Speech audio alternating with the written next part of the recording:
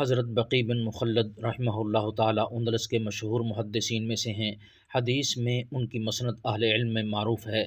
یہ بلند پایا محدث ہونے کے علاوہ نہایت عابد، زاہد اور مستجاب الدعوات بزرگ تھے۔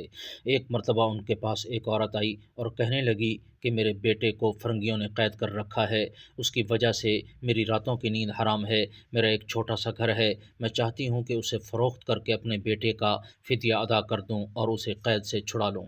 آپ کسی سے فرما دیجئے کہ وہ میرا یہ گھر خرید لے، اس لیے کہ یہ میرے دل کا سکون اور راتوں کا چین رخصت ہو چکا ہے۔ حضرت بقی بن مخلد رحمہ اللہ نے اس کی فریاد سنی تو اس سے کہا کہ تم جاؤ، میں تمہارے معاملے میں غور کروں گا۔ اس کے ساتھ ہی وہ سر جھکا کر بیٹھ گئے، اس کی رہائی کے لیے دعا کرتے رہے۔ اس واقعہ کو زیادہ عرصہ نہیں گزرا تھا کہ وہی عورت پھر واپس آئی۔ اس مرتبہ اس کا بیٹا اس کے ساتھ تھا۔ وہ کہنے لگی، اس سے سنیے کہ اس کے ساتھ کیا عجیب واقعہ پیش آیا ہے۔ حضرت بقی رحمہ اللہ نے واقعہ پوچھا۔ وہ کہنے لگا، مجھے بادشاہ افرنگ کے ان قیدیوں میں شامل کر دیا گیا تھا جو بابا زنجیر بادشاہ کی خدمت کرتے تھے۔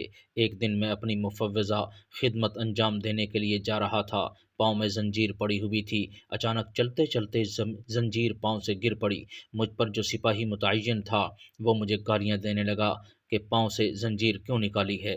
میں نے کہا، خدا کی قسم مجھے پتہ بھی نہیں یہ زنجیر میرے پاؤں سے کیسے نکلی ہے۔ اس پر انہوں نے لوہار کو بلا کر دوبارہ میرے پاؤں میں پہنا دی۔